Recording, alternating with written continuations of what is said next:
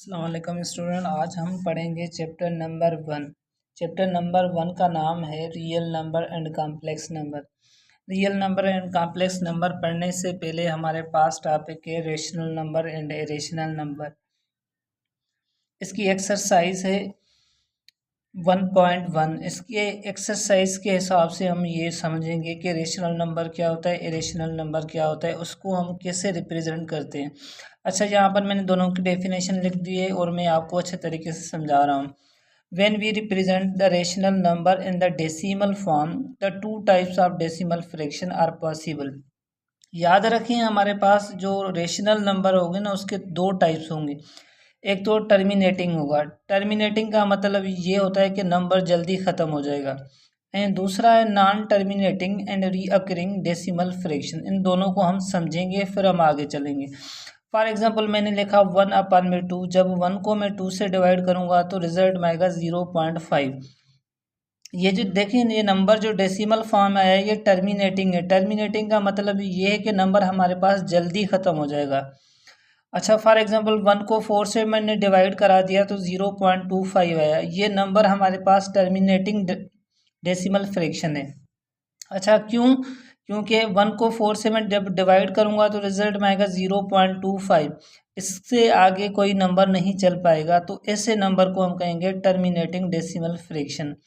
अच्छा, उसके बाद non terminating and recurring decimal fraction क्या होता है बेटा? ऐसा नंबर जो ख़त्म ना हो।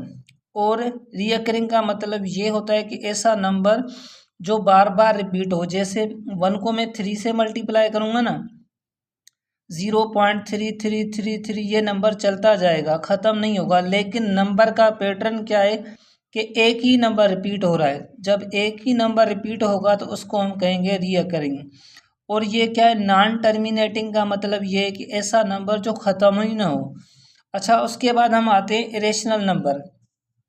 इरेशनल नंबर को हम रिप्रेजेंट करते हैं एज अ नॉन टर्मिनेटिंग और नॉन रीअकरिंग डेसिमल फ्रैक्शन। ऐसा नंबर या ऐसा वैल्यू जिसमें हमारे पास जो वैल्यू है वो ख़त्म ही ना हो, नंबर का डेसिमल फॉर्म ख़त्म ही ना हो। और नॉन रीअकरिंग मतलब इसका ये है कि सिमिलर नंबर ना हो। जैसे मैंने 9 को 11 से डिवाइड किया तो 0.818181, ये तो हमारे पास नॉन टर्मिनेटिंग है। नॉन टर्मिनेटिंग का मतलब ये है कि ये नंबर ख़त्म ही नहीं होगा। और दूसरा क्या है? Recurring decimal fraction. तो ये नंबर हमारे पास रेशनल नंबर कहलाएगा। अच्छा, देखिए नॉन टर्मिनेटिंग और नॉन रिकरिंग डेसिमल फ्रैक्शन क्या है।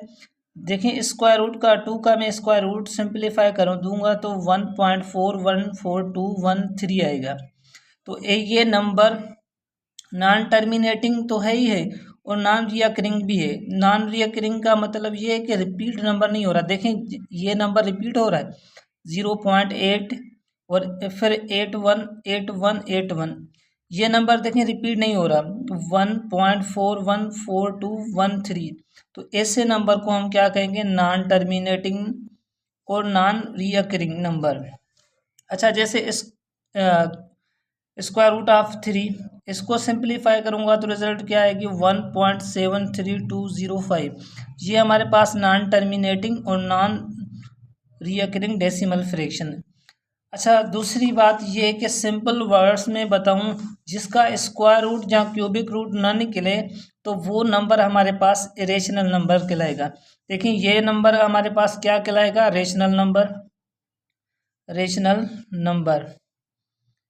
और ये भी हमारे पास रेशनल नंबर होगा। रेशनल नंबर की प्रॉपर्टी क्या है? टर्मिनेटिंग डेसिमल फ्रैक्शन, इसको हम रेशनल नंबर कहेंगे। और नॉन टर्मिनेटिंग डेसिमल या हम कहें रीअकरिंग डेसिमल फ्रैक्शन, ये दोनों प्रॉपर्टी आ जाएं तो वो हमारे पास रेशनल नंबर कहलाएगा। अच्छा, ये भी हमारे पास क्या है? Rational number. क्यों? नॉन टर्मिनेटिंग है। नॉन टर्मिनेटिंग का मतलब ये है कि ख़त्म ही नहीं हो रहा। और रीअकरिंग डेसिमल फ्रैक्शन है। रीअकरिंग का मतलब ये ऐसा नंबर जो बार बार रिपीट हो। और 1.414213 ये हमारे पास नॉन टर्मिनेटिंग है। ये हमें बात समझ में आई है कि नॉन टर्मिनेटिंग नंबर वो नंबर होते हैं जो ख़त्म ही नहीं हो। और नॉन रिकरिंग का मतलब ये होता है कि हमारे पास ऐसा नंबर हो जो एक जैसा रिपीट ना हो। जैसे मैंने लिख दूँ 0.326679, ये नंबर एक जैसा नहीं है तो उसको नॉन रीअकरिंग डेसिमल फ्रैक्शन कहेंगे। अच्छा ये देखें, सेम इसी तरह नॉन टर्मिनेटिंग तो है ही है, लेकिन नॉन रीअकरिंग डेसिमल फ्रैक्शन है। नॉन रीअकरिंग डेसिमल फ्रैक्शन का मतलब आप लोग समझ गए होंगे। अच्छा मैं आपको और बात बताऊं कि फॉर एग्जांपल मैं लिख दूं 6 स्क्वायर रूट 6, ये भी हमारे पास क्या कहलाएगा, ये हमारे पास इरेशनल नंबर कहलाएगा। अच्छा उसके बाद मैं लिख दूं स्क्वायर रूट 7, ये भी हमारे पास इरेशनल नंबर कहलाएगा। पाई, ये भी हमारे पास इरेशनल नंबर है। क्यों? याद रखें, जिसका स्क्वायर रूट ना निकले तो ऐसे नंबर को हम क्या कहेंगे, इरेशनल नंबर कहेंगे। वो क्यों? क्योंकि जब इसका हम स्क्वायर रूट सिंप्लीफाई करेंगे तो वो हमारे पास जो नंबर आएगा वो नॉन टर्मिनेटिंग आएगा और नॉन रिकरिंग डेसिमल फ्रैक्शन आएगा। तो उस हिसाब से हमने ये समझा कि जो भी नंबर स्क्वायर रूट में आएगा लेकिन उसका स्क्वायर रूट ना निकले तो उस नंबर को हम क्या कहेंगे, इरेशनल नंबर।